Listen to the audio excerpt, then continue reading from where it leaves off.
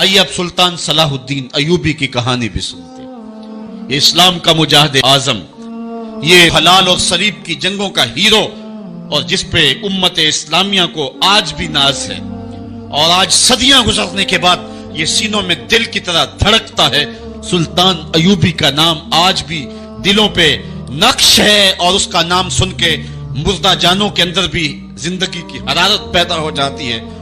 اس کے زمانے میں ریجینالڈ بدبخت ایک انگلستان کے شہزادے نے حاجیوں کے قافلے کو روک لیا اور ان کا سامان لوٹ لیا۔ انہوں نے کہا ہم حج پہ جا رہے ہیں، تو نے ہمارا سامان لوٹ لیا، ہمیں جانے دے۔ تو اس نے دریدہ دہنی کرتے ہوئے کہا بلاؤ اپنے نبی محمد کو جو تمہاری جان چھڑائے۔ بس سلطان صلاح الدین ایوبی تک یہ بات پہنچی تو میں نے تاریخ میں پڑھا ہے کہ وہ دانت پیستا تھا، اس کی آنکھوں میں خون اتر آیا، اس میں کھڑے کھڑے قسم کھائی کہ جب تک اس ظالم کو کیفر کردار تک نہیں پہنچاؤں گا چین کی نیند نہیں سوؤں گا۔ پھر پونے 2 سال کا عرصہ آپ سلطان صلاح الدین ایوبی کی زندگی دیکھے، جنگی مہموں کو ترتیب دیتا رہا، دن رات اس نے ایک کر دی، نیند قریب نہ آنے دی۔ جب نیند بہت زیادہ تنگ کر دی تو پھر وہ خیمے کی چوب کے ساتھ ٹیک لگا کے کھڑے ہو کر کے اپنی آنکھوں کی آگ بجھا لیتا، اور پونے 2 سال کا عرصہ اس نے چارپائی پہ لیٹ کے نہیں دیکھا۔ پھر وہ لمحے آئے کہ اللہ نے اس کی مراد پوری کی۔ انگلستان کے شہزادے لائن میں کھڑے تھے، اس نے شاہ گاما کو اپنی کرسی دی اور ساتھ کہا ہم جس کو کرسی دیتے اسے امان دیتے۔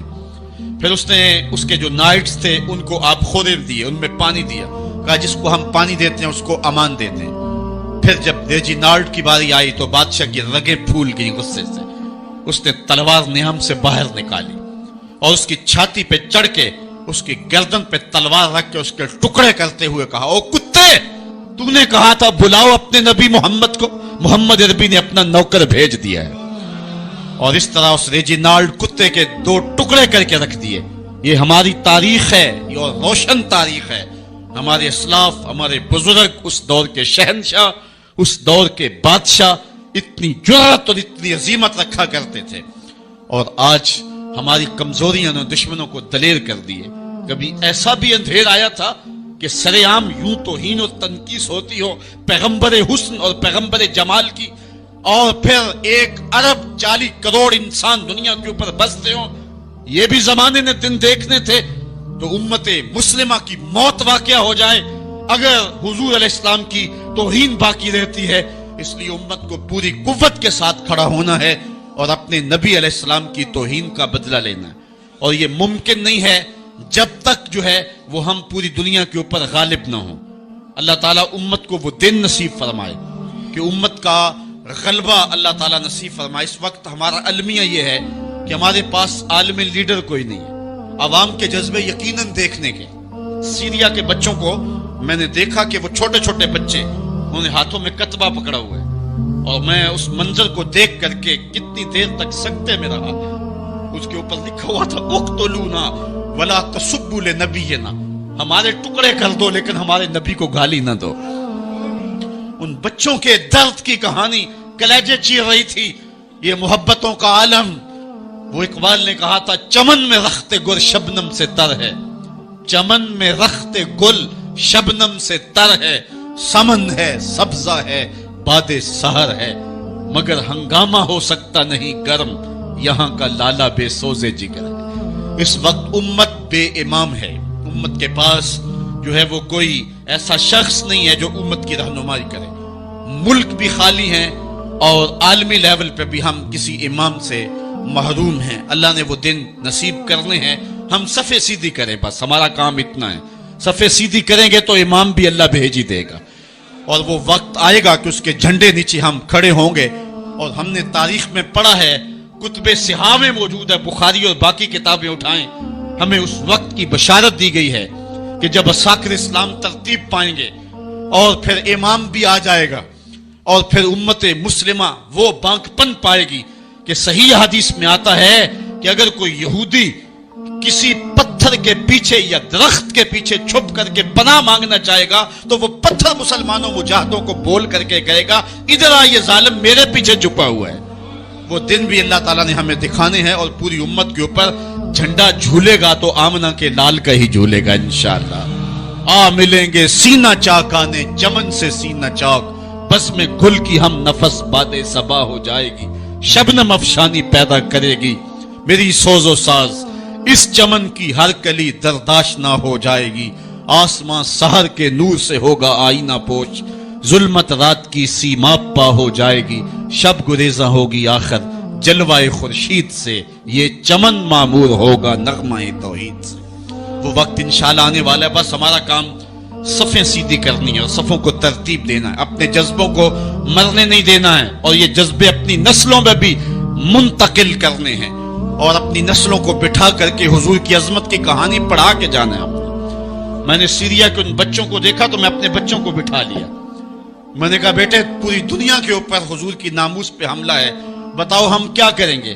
تو میرا 5 سال کا بچہ ہے، مجھے حمزہ کہنے لگا کہ ابو یہ جو تلوار آپ نے لٹکا کے رکھی ہے بیٹھک میں، اس کے میں پیچ خود کھول سکتا ہوں اور یہ میرے ہاتھ میں دے، ان ظالموں کو میں کاٹوں گا۔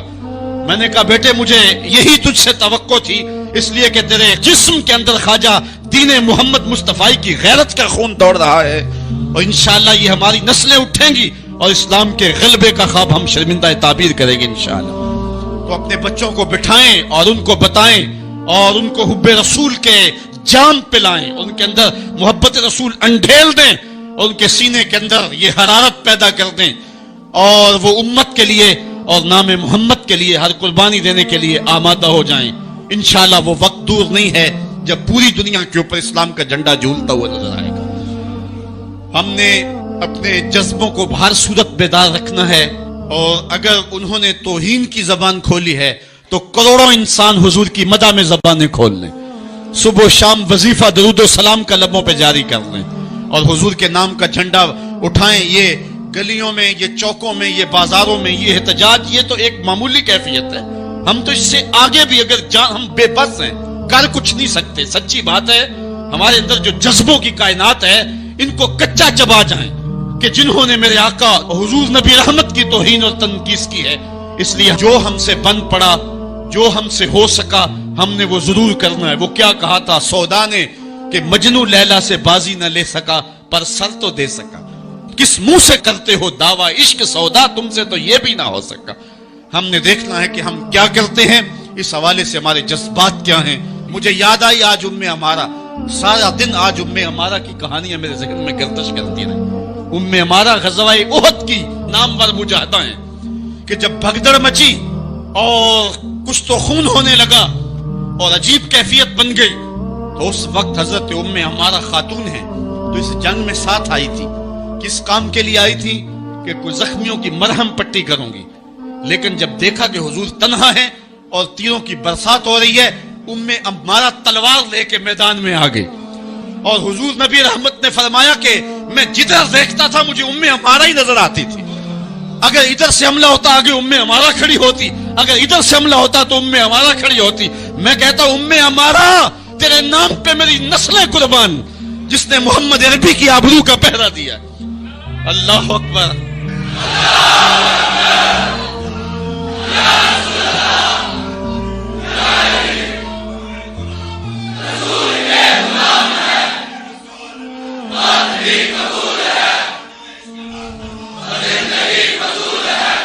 تمہارے جذبے سچے ہیں انشاءاللہ، شاید مغرب کو بھول ہو گئی ہے، یہاں ایک ایک بچہ غازی علم الدین ہے، ایک ایک بچہ عمر چیمہ ہے، یہ سعادت مندیوں کا سفر ہے۔ یہ مغرب کو بھول ہو گئی ہے، اس نے کس قوم کو چھیڑا ہے؟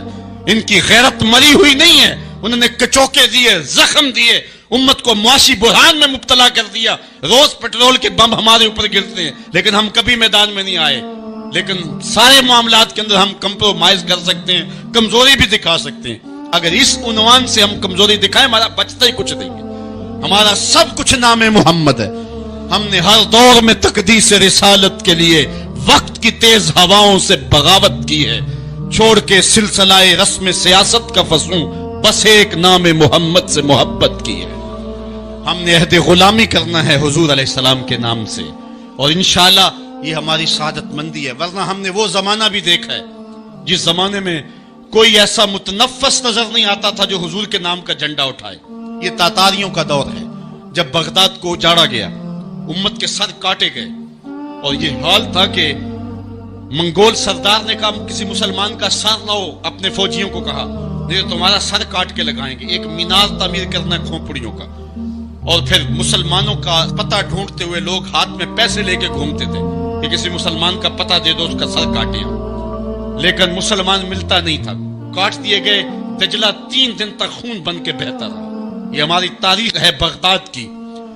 اور پھر دجلہ کا بند توڑ دیا گیا، جو لوگ تہ خانوں میں چھپے تھے 1.25 لاکھ لاشیں ہم نے وہاں سے پھر نکالی۔ پھر وہ لمحے آئے کہ کوئی ایسا متنفس نظر نہیں آتا تھا جس کے ہاتھ میں اسلام کا جھنڈا ہو۔ ایک منگول سردار عیسائی ہو گیا، اس نے ایک عیسائی پادری کو بلایا اور کہا کہ اپنے مذہب کی تبلیغ کر تاکہ کچھ لوگ اور بھی ہمارے ہم نوا ہو جائیں۔ اس نے قسم پرسی کے سالم میں کہ اب کوئی شخص نہیں ہے جو اسلام کا نام لیوا ہو، تو اپنے خود سے باطنی کا اظہار کر دیا اور پیغمبر حسن و جمال حضور نبی رحمت کی توہین و تنقیص کا آغاز کیا۔ ابن حجر نے لکھا ہے کہ ایک کتا تھا جو خیمے کی چوب کے ساتھ بندھا ہوا تھا، جب اس نے توہین کا آغاز کیا تو اس نے بھونکنا شروع کر دیا۔ لوگوں نے کہا کہ یہ کتا تیری اس توہین کی وجہ سے بھونک رہا ہے۔ اس نے کہا نہیں ایسی کوئی بات نہیں، یہ کتا نسلی کتا ہے۔ واقعی وہ نسلی تھا، اور میرا ہاتھ کا اشارہ پا کے غیرت میں آ گیا ہے، کوئی ایسی بات نہیں ہے۔ اس نے پھر توہین کا آغاز کر دیا۔ تو ابن حجر نے لکھا ہے کہ اس کتے نے زنجیر تڑوا کر کے اس پادری کے گلے میں جا کے دانت گاڑ دیے اور چھوڑا تب جب اس کو واصل جہنم کر دیا۔ اس منظر کو دیکھ کے 70,000 اس فوج کے سپاہی اسلام کے دامن میں آ گئے۔ اقبال نے اسی موقع پہ کہا تھا، تو نہ مٹ جائے گا ایران کے مٹ جانے سے، نشائے میں کو غرض نہیں پیمانے سے، ہے عیاں یورش تاتار کے افسانے سے، پاسباں کعبے کو مل گئے صنم خانے سے۔ اللہ اپنے نبی کی آبرو کی یوں بھی حفاظت کرنا جانتا ہے۔ کون جانتا تھا کہ عامر چیمہ یہ کام سر انجام دے گا؟ وہ تو ٹیکسٹائل کی ڈگری لینے گیا تھا، لیکن غلامی رسول کی سند لے کے پلٹا۔ میں نے غازی کے جنازے میں شرکت کی ہے، آپ نیٹ پہ جائیں اور وہاں اس کے جنازے کی تصویر دیکھیں، یا کہیں تصویر آپ کو میسر ہو۔ جنازہ لوگوں کی انگلیوں پہ ہے، بھاری تابوت اور اس کے اندر اس کا جسد اطہر، لیکن ہاتھوں پہ نہیں ہے، آپ کو انگلیوں کے پوروں پہ نظر آئے گا۔ اور ایسے مناظر بھی دیکھنے والوں نے دیکھے کہ رش کی وجہ سے لوگ نیچے سے ہٹ بھی جاتے اور وہ پھر بھی ہواؤں میں تیرتا رہتا۔ آپ جا کے دیکھ لیں، میں کوئی ہوا میں بات نہیں کر رہا، بالکل انگلیوں کے پورے پہ میں خود شامل تھا، اور میری سمجھ میں اس وقت بات نہیں آتی تھی کہ یہ کیا ماجرا ہے، اتنا بھاری صندوق اور انگلیوں کے پوروں پہ۔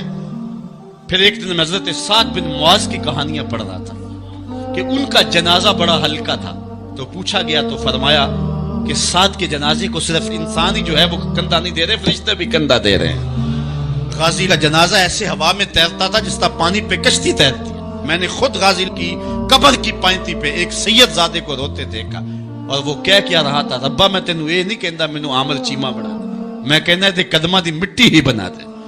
یہ سعادت مندی کی موت ہے، یہ خوش نصیب لوگوں کی زندگی ہے، اور مسلمان اس کو اعزاز سمجھتا ہے۔ اس پورے حال میں کوئی ایک شخص بھی نہیں ہوگا کہ جس کے دل میں یہ آرزو نہ ہو کہ میں حضور کے نام پہ قربان ہو جاؤں۔ ایک ایک شخص کے سینے کے اندر، میں سمجھتا ہوں میرا ہی سینہ ہے، لیکن نہیں، ہر شخص کا سینہ یہی ہے، اور ہر شخص کے اندر کے جذبات یہ یار یہ دھڑاکے ہے زندگی میں حضور کے بغیر، سب کچھ حضور ہی ہیں، اور ہماری زندگی کا سب سے قیمتی اثاثہ حضور کی ذات ستودہ سے